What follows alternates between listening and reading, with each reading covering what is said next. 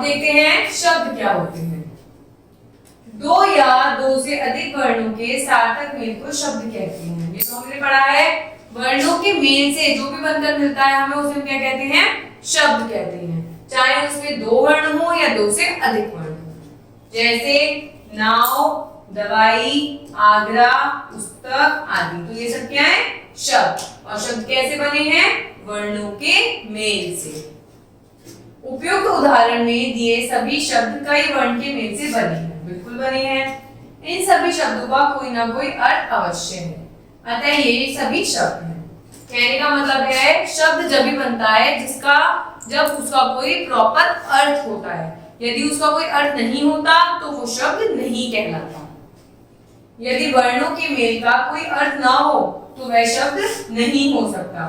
जैसे रीहो, वाइद, वना, पयन आदि, तो क्या इन सब का कोई अर्थ निकलता है, नहीं, तो इन्हें आप शब्द नहीं कहोगे।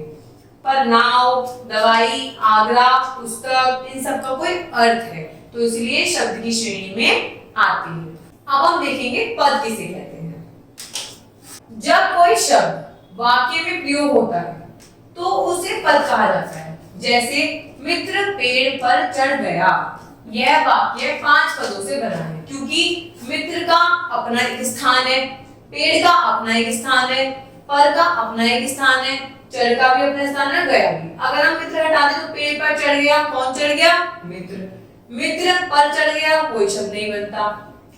पर चढ़ गया, कोई शब्द नहीं बनता। तो इस तरीके से जहां भी जो शब्द होता है उसका एक अपने स्थायी रूप होता है, जिसका कोई मतलब निकलता है, तो इसीलिए हम उसको क्या कहते हैं, पद कहते हैं।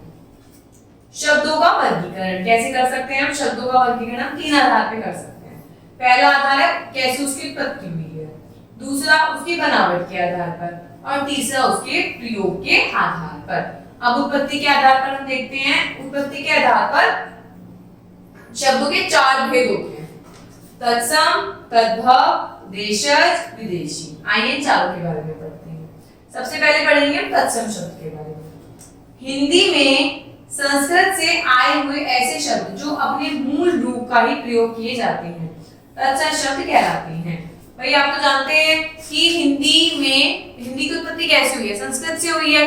तो संस्कृत के कुछ शब्द ऐसे हिंदी में आ गए हैं जिनका कोई अपना रूप होता है, पर्सनल रूप होता है, उन्हें किसी की सहायता की जरूरत नहीं होती, तो उन शब्दों को हम क्या कहते हैं, तत्सम शब्द कहते हैं। जैसे अग्नि, अधीन, अध्यक्ष, आक्रमण, आरंभ आदि, तो ये कहते शब्द हो गए बेटा, ये हो गए तत्सम शब्द।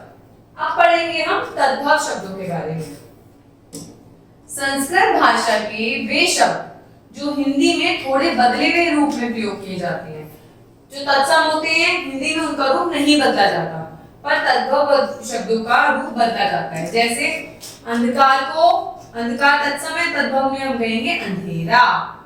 तत्सम है अग्नि, हम तद्भव में कहेंगे आग। आश्चर्य को कहेंगे अचरज, अश्रु को कहते हैं आंसू। अब देख पा रहे हैं कि तद्भव में ऐसे शब्द यूज हो रहे हैं जो हम अपनी हिंदी में चेंज कर लेते हैं, पर तत्सम में हम वैसा ही बोलते हैं जैसे संस्कृत से आते हैं। अक्षी मतलब आंख, एकत्र मतलब इकट्ठा, कुपुत्र, कपूत, चूर्ण, चूर्ण, पत्र मतलब पत्ता, चंद मतलब चांद, ज्येष्ठ मतलब जेठ, नग्न मतलब नंगा, ग्राहक मतलब वही होता है ग्राहक, दुग्ध का मतलब दूध, और हस्त का मतलब हाथ। देशज शब्द हिंदी में प्रयोग होने वाली प्रांतीय बोली के शब्द देशज कहलाते हैं। कुछ शब्द ऐसे होते हैं जो उसी प्रांत में यूज होते हैं, जो वहां के लोग उस चीज को बहुत अच्छे से समझ पाते हैं, तो उसे हम देशज नेटिव वर्ड्स बोलते हैं। जैसे कपास, टिंडा, तुरई, परवल, बाजरा आदि। इसमें खाने के, यूज करने के कोई भी शब्द आ सकते हैं। विदेशी शब्द क्या कौन से होते हैं, जो शब्द विदेशी भाषाओं से आकर हिंदी में प्रयोग होते हैं, उन्हें हम विदेशी शब्द कहते हैं। जैसे अंग्रेजी शब्द है अपील, अंग्रेजी का शब्द है यूज हम करते हैं। Ice cream, engineer, coat, biscuit, parcel आदि। अरबी शब्द कौन से हैं, विदेश के सारे, अरब से आए हैं। अखबार, औरत, मालिक, मुहावरा, दफ्तर, रिश्वत। फारसी शब्द कौन से हैं, क्योंकि विदेशी यूज कर रहे हैं, हम लोग यूज करते हैं। उम्मीद, गुलाब, खुशामद, स्याही, सिफारिश, हिम्मत। तुर्की शब्द कौन से हैं, कुर्ता, कैंची, बारूद, लाश, दारुगा, चाकू, सौगात आदि। मतलब विदेशों में जो शब्द यूज होते हैं वो हम अपने हिंदी में यूज करते हैं, तो उसे हम विदेशी शब्द कहते हैं। तो अब तक हमने पढ़ा उत्पत्ति के आधार पर इनका पार्ट्स। अब हम देखेंगे बनावट के आधार पर कितने होते हैं। बनावट के आधार पर इनके 3 होते हैं, रूढ़ शब्द, यौगिक शब्द और योग रूढ़ शब्द। अब रूढ़ शब्द क्या होते हैं, जिन शब्दों के सार्थक खंड नहीं किए जा सकते, मतलब जो शब्द हैं उन्हें अलग अलग नहीं किया जा सकता, अलग अलग कर दोगे तो उनका कोई मतलब निकलेगा ही नहीं, उन्हें रूढ़ शब्द कहते हैं। जैसे तोता, घोड़ा, छत, घर, लोटा। अगर हम तो अलग कर दे, ता अलग कर दे तो क्या इनका कोई शब्द बनता है, शब्द नहीं बनता। तोता होगा तो ये रूढ़ शब्द कहला पाएंगे।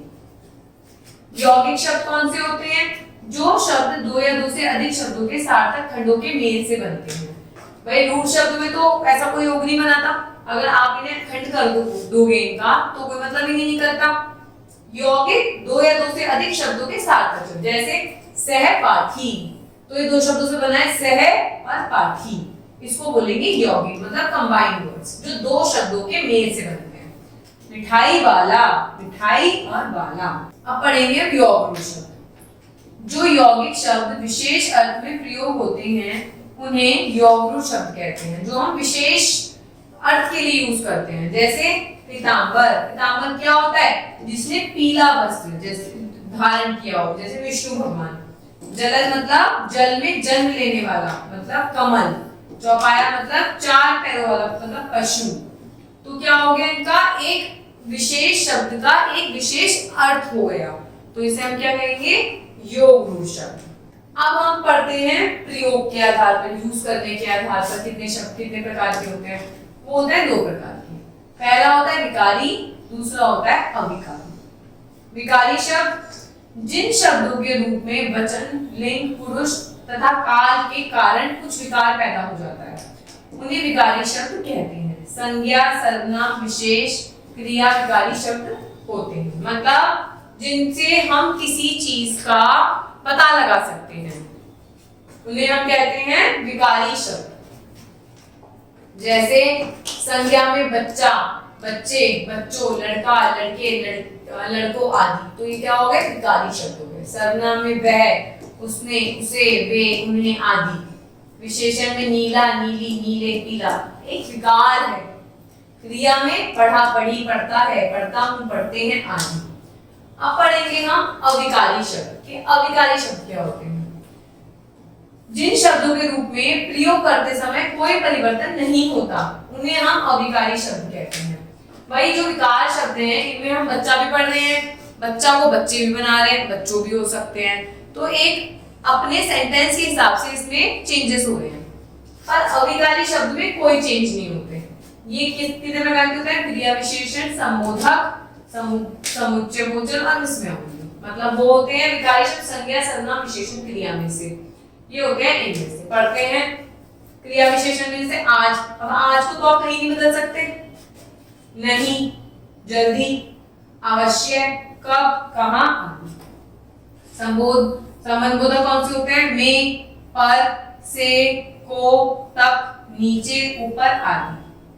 समुच्चयबोधक कौन से होते हैं, और, तथ्य, तथा, कि, किंतु, तो, या, परंतु आदि। विस्मयबोधक कौन से होते हैं, आ, मतलब जिसमें भाव होता है, आ, अरे, वाह, शाबाश आदि।